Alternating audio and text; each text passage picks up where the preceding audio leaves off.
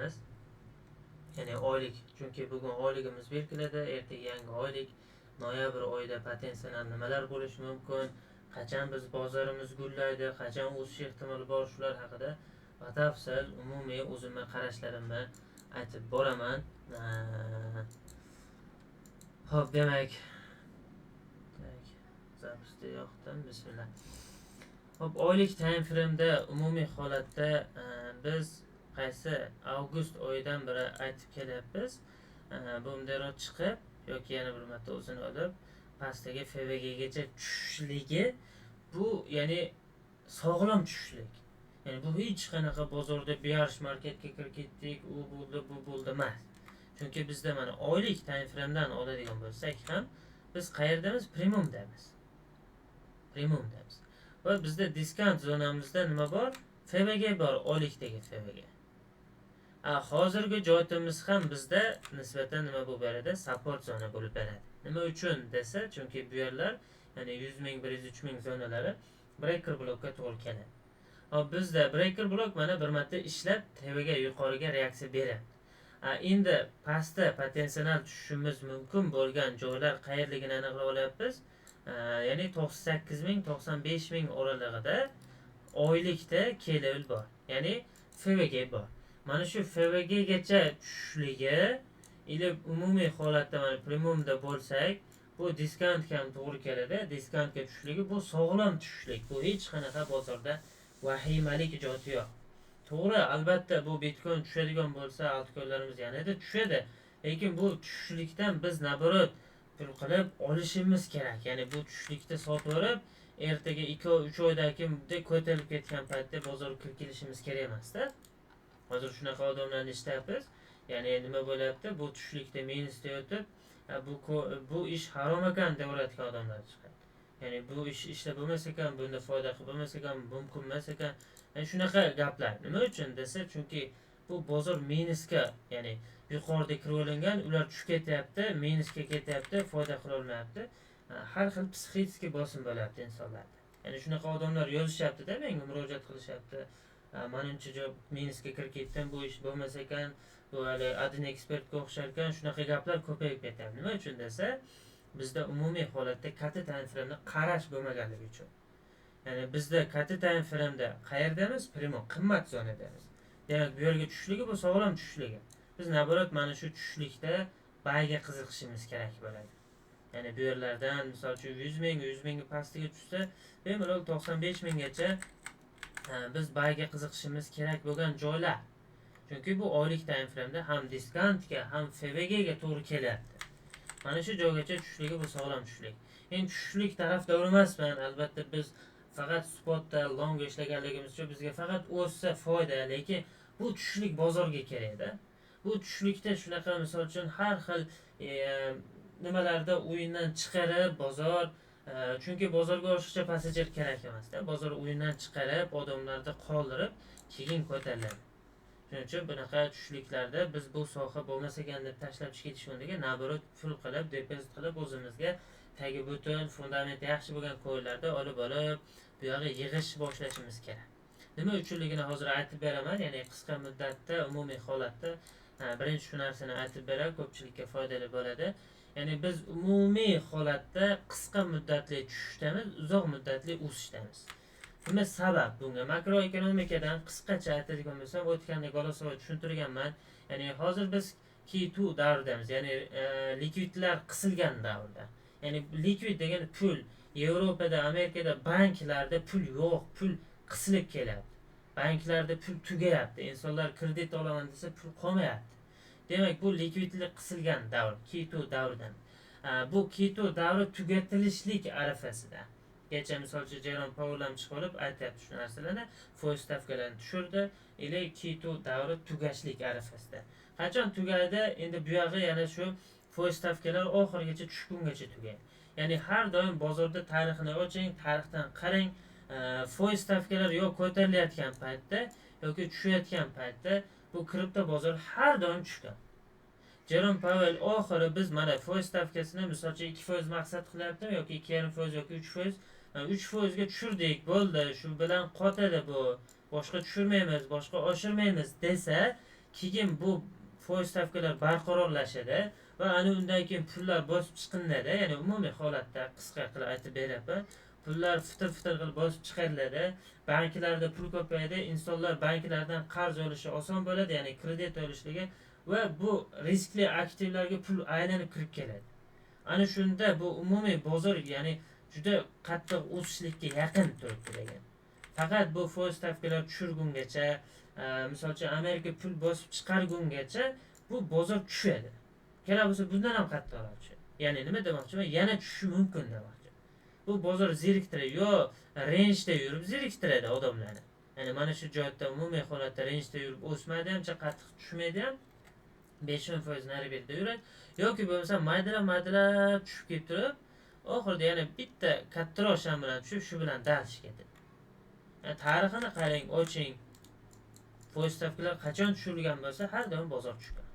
Qachon ko'tarilgan bo'lsa, har doim bozor ko'tarilgan. Ya'ni bu yerda mana bu holat foiz stavkalarida ketyaptimi, ko'tarilyaptimi? Bozorda qarasangiz tushyapti. Foiz stavkalar tushyaptimi? Bozorda qarasangiz tushyapti. Qachonki bu to'xtaydi, foiz stavkalar tushirishlik barqarorlashadi, ana undan keyin bozorimiz umumiy holatda burilishlik ko'tadi. Lekin qisqa muddatlida bizda korreksiya. Ya'ni nima uchun korreksiya? Chunki mana Bitcoinni qarang, biz qayerda ekanmiz? Qimmat zonadamiz. Biz qayerga tushishimiz mumkin? 98 ming, 95 ming order bloklarga tushadigan bo'lsa, 85 ming, 80 minggacha tushishlik bu sog'lom tushishlik. Hech qanaqa vahimali tushishlik emas. Qachonki kim nima desa desin, bu ulus kelib gapiradi, bulus kelib gapiradi. Meni shaxsiy fikrim, mana shu zonalar, ya'ni mana bu likvidlar tana bilan buzilmagungacha men bozorda sog'lom korreksiya deb qarayman. Qachon shu tana bilan buzilsa, keyin men bo'ldi akalar, bu yerda tana bilan buzdi, endi korreksiyasidan bu yerda qanaqadir joyga chiqib, shu bilan dalsha oqib ketishimiz mumkin deb qarayman. U pastroqlargacha, ya'ni 50 ming, 45 ming, 48 ming qilib. Lekin ungacha men bo'lishman. Ya'ni bo'lishlik qanday? Bo'lishligin shu joydan dalshda ketishmas. Bu yerdan 1 oy, 2 oy davomida korreksiya qilib beradi. Ana undan keyin umumiy holatda bo'lishlikka o'tamiz deb bilaman. Ya'ni yana aytaman, kim nima desa desin, ulus kelib gapiradi, Trump kelib gapiradi, Elon Musk chiqib gapiradimi? Mana shu joylar tana bilan buzilmagungacha men bozorda sog'lom korreksiya deb hisoblayman va keyingi o'sishni kutaman. Tana bilan buzilsa, keyingi retracement-ga korreksiya qilib berib, shu bilan yana pastga tushishligini kutaman. Bo'ldi. Umumiy holatda shu. Endi biz kunlik 4 soatlik, 1 soatlikni ochib olyapmiz, bozor oqyapti. Biroz tevaga yurib qolsa, ya'ni 1 soatlikda misol uchun bozorimiz biroz yurib qolsa 120 mingga ketdi. Biroz korreksiya qilsa, bo'ldi 95 mingga tushib ketdi. Va unaqa emas. Biz katta time frame ko'raylik, aniq yo'limizni bilaylik, qayerda ekanligimizni bilaylik. Mana shunga qarab biz nima qilsak bo'ladi? Risk qilib bozorga kirsak bo'ladi. Xo'p, endi nima qilishlik kerak desa, o'sha 5 minutlik golosoyda ham tushuntirganman. Toki mana bozor bir o'zini holatdagi bir foiz stavkalar tushirib barqarorlashmagungacha qisqa muddatli, ya'ni yangi boshlayotganlar yoki depozitda borlar nima qilishlik kerak? Qisqa muddatli savdoga stop bilan risk qilishlikni maslahat beraman. Yoki bo'lmasam o'rta muddatga ishlasangiz ham kami 50%, bo'lmasam 60-70% depozitingiz naqdda turishligini maslahat beraman. Ya'ni naqdda turishligini nima uchun desa, mabodo ertaga yana tushsa, shu pastroqdan olishligingiz uchun pul bo'lishlik kerak-da. Shuning uchun shuni xolisona maslahat beraman. Xo'p, endi texnik analiz boshlaymiz. Texnik analizda Bitcoin bu oy, oktyabr oyi yuqorini ham, pastni ham likvidini oldik. To'g'ri, mana bu FVG'ga tushmadik, no, pastni ham likvidini oldik. Endi oylik time frame mana shu holatda berkilsa, biz nima kutishimiz mumkin? Potensial keyingi oyga ochilib bu yerdan mana bu riskni mana bu ekran faqat men ko'rmayaptimi yo hammada ko'rmayaptimi? boshqalarda ko'rinyapti shekilli, aka bitta chiqib kirasizmi? Xo'p, rahmat. Boshqalar indashmayapti-yu. Ko'rinmayapti. Ko'rmayapti, lekin men chiqib qaytib kirdim. Ko'rinmayapti. Hozir ham shunaqa. Ko'rinyapti. Turinglar. Men sizga o'chib qolgan deyman. Yo'q. Hop, bu yerda mana bugun yana bir 6 soatdan keyin bizda nima bo'ladi? ya'ni oylik candle belgiladi. Yangi candle ochiladi, noyabr oyini candle ochiladi. Candle ochilgandan keyin bizda ikki tarafda risk qolyapti. Bu likvid olgan risk, bu ham misol uchun deylik, mana bu likvidlarda, ya'ni 3 oylik likvid ham normalni likvidda. Pastida ham risk turibdi. Biz nima ko'rishimiz mumkin? Yangi candle ochilishligi. Ochilgandan keyin agar birinchi pastni to'ldirsa 50% yoki 70% to'ldirsa, bu yerdan biz yuqoriga, mana bu riskga 20-30%, 50%, 70% ga qarab chiqib ketaveramiz. Agar yangi candle ochilib, birdaniga misol uchun yuqoriga yurib, yuqoridagi riskga 50% ni to'ldirsa yoki 70-80% ni to'ldirsa, biz keyingi navbatda pastni kutamiz. Ham buni likvidini olishligini, ham mana bu FVGni to'ldirishligini kutsak bo'ladi. Umumiy oylik holatimiz shu. Ya'ni bizda ikki tarafda risk qolyapti. Yangi candle ochilib, qaysidir tarafi birinchi to'ldirib berishini kutamiz.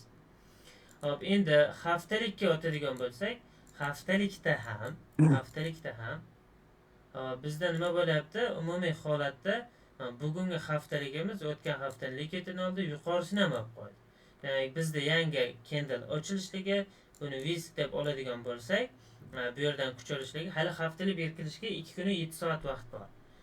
Bu yerdan kuch olib yuqoriga yoki bo'lmasam pastdagi likvidlarda ham olib, ya'ni pastdagi likvidlarda olsa, mana bu likvidlarda 103 ming, balki o'zini yana bir marta olar. Buni olishligi boya o'zi oylikda ko'rganimizdagi oylikni pastdagi ya'ni riskini 50% ni yoki 80% ni to'ldirish bo'ladi. Bu yerdan yana bo'lishlikka qaytsak bo'ladi. Demak, umumiy holatda Bitcoin holatimiz oylikda qaraydigan bo'lsa, ikki tarafda risk bor. Haftalik o'tadigan bo'lsa, ikki tarafda likvid bor. Mana pastda likvidini birinchi olsak yuqoriga, yuqorini likvidini birinchi olsak pastga harakat qilishimiz mumkin bo'ladi. Endi kunlik qarashimiz shu, hali bizda o'zgargani yo'q. Ya'ni erta mana nima tashladim, video tashladim. Bizda mana bu likvid olganmiz, reaksiya beryapti. No, umumiy holatda tasdiq yo'q.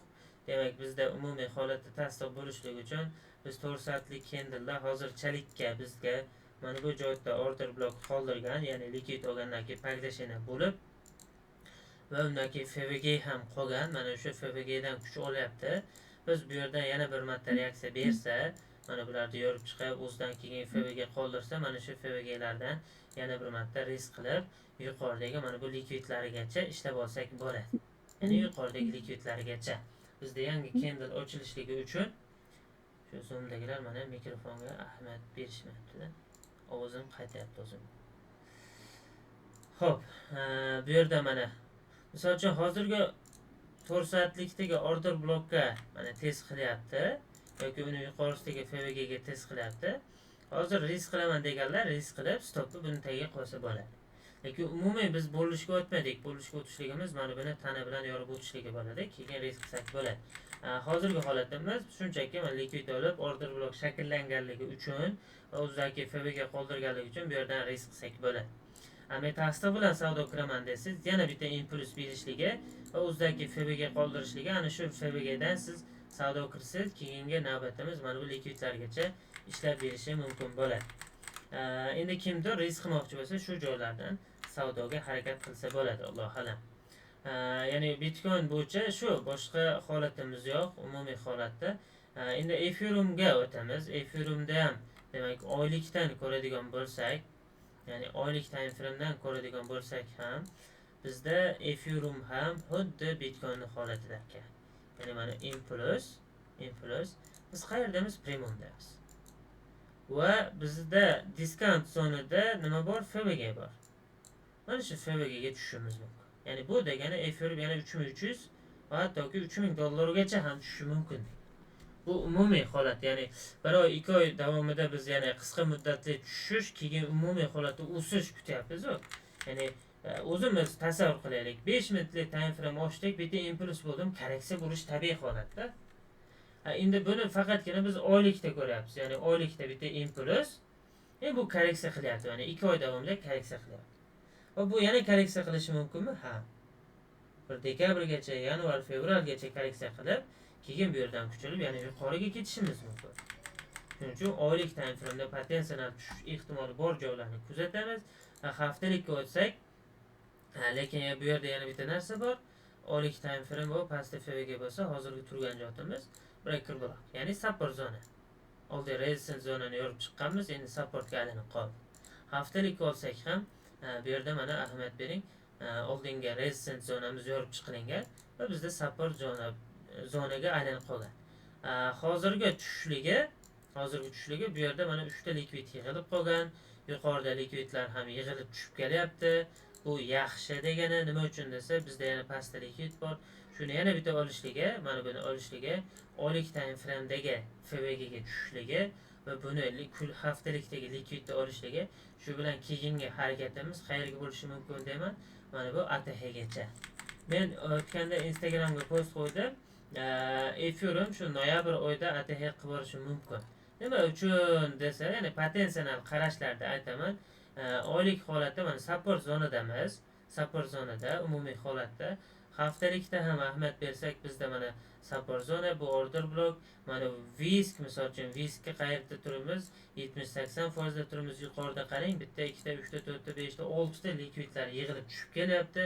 Bu yerdan agar bitta kuch olsa, ya'ni Bitcoin uning uchun nima qilishlik kerak desa, Bitcoinimiz boya kunlikda ko'rsatdik-ku, mana shu joylarga chiqib, mana buni yuqorisiga chiqib bersa bo'ldi. Ethereum undan keyin kuchni o'ziga oladi-da, bu yerdan kuch olib yuqoriga harakat qilsa Ethereum, shu bilan Ethereum ham dal shu yuqoriga harakat qilib, birdaniga ATH qilib yuborish ehtimoli yuqori bo'ladi. Alloh alam. Shuning uchun bu ham bir potensial qarash. Bu savdodan qolib ketmaydi deydigan insonlar bo'lsa, boshida aytganimdek 30% ni, maksimalni 50% ni bozorga olib kirib savdo qilish mumkin bo'ladi. Yoki 100% bilan savdo qilsak ham обязательно stop bilan risk rewardga amal qilgan holatda savdoga kirishlikni maslahat beraman. Efirimda ham shu holat, ya'ni umumiy oylikda qaraydigan bo'lsak, bizga mana bu FVG gacha tushishi mumkin. Haftalikda qaraydigan bo'lsak, bu yerda ham misol uchun tushishi mumkin yoki mana shu VISKni o'zidan, ya'ni 3700-3600 dollarlardan kuch olib, yana bitta yuqoriga harakat qilishimiz mumkin bo'ladi. Allohu alam. Umumiy holatda bozorga qarashlarim shu bo'lyapti. Bitcoin dominansiga ham ahamiyat bersak, ya'ni Bitcoin dominansi ham bizda mana yuqorida uzun VISK qoldirgan, bu VISK hali to'ldirgan chiqqani ham yo'q. Mana bu hozirchalik kanal ichida harakatlanib ketyapti. Bu yerga chiqib qolishimiz ham mumkin. Shu yerga chiqib, keyin yana bizda dalshi tushishimiz mumkin. Umumiy holatda trend likvid. To'g'ri, bular likvidga qarab yurmaydi, lekin texnik tarafdan bir qator tushishimiz mumkin bo'ladi, Alloh alam. Umumiy haftalikda trendlarni tortsak ham bizda nima bo'lgan, ya'ni bu trendlar yorib tushilingan. Yorib tushgandan keyin bu retracement qilyapti. Sog'lom retracement va bu yerdagi likvidlar olishligi, VISKdan kuch olib yana bitta pastga tushib berish ehtimoli bor. Faqat bunga biroz sabr kerak. Ya'ni bekorga aytmayapman, qisqa muddatlida bozor tushishda, lekin uzoq muddatlida bozor o'sishlikda. Shuning uchun minusdagi bitta coiningiz bormi, sotib olmang. Minusda sotishlik umuman qarshi emasman, yoki bu sovun tashlab ketmang. Ertaga yana o'sib ketsa, yana kirib o'sgan joyga kirib qolishimiz mumkin bo'ladi. Tushgan paytda to'g'ri oson emas. Ko'pchiligimiz minusdamiz. Lekin bunaqa paytda minusdaman deb turib, o'tmishni o'ylab, siqilib, bu soha bo'lmas ekan deb yurgandan ko'ra ustimizda ishlashimiz kerak. Nima qilsak shu minuslardan chiqamiz? Ya'ni nima qilsak foydaga chiqamiz degan narsani o'zimizga savollar berib va ana shunga yechim topib, shunga harakat qilishimiz kerak bo'ladi. Bunaqa paytda to'g'ri, misol uchun ko'pchilik faqat o'zim deydi, qisqa muddatli pul topish deydi, har xil kurslar, signallar qiladi. Endi iloji boricha bir-birimizga yordamimiz tegadigan inson bo'lishimiz kerak deb bilaman. Ya'ni har bir kanal boshqarayotgan insonlar o'z obunachilariga filtrdan o'tkazib ma'lumot berish kerak deb bilaman. Chunki mas'uliyati bor-da. Ya'ni har bitta berilayotgan signalda, har bitta gapirilayotgan gapni mas'uliyati bor. Kimdirlar bizga ishonadi. Ana shu ishonganligi uchun biz nima qilyapmiz? Nimadirlarni beryapmiz va ana shu o'xshaganligi uchun ular ham ishonyapti-da. Shuning uchun ya'ni jinnikitni narsalarni bergandan ko'ra ko'pchilikka yoqmaydi. Hozir qisqa muddatli tushdamiz, ehtiyot bo'ling desa, yana tusharkanmiz deb yoqmaydi, lekin bu ya'ni texnik potensial narsani aytyapmiz. Yashang, meni o'chirib turing jon aka. Kimchizda hozir Zoomda. Shunaqa qilib zo'r gapirayotgan paytingizda gapni bo'lamizda. O'y chizganlar o'chirib turinglar jon akalar. Zoomda kimdir chizib yotibdi ekranga.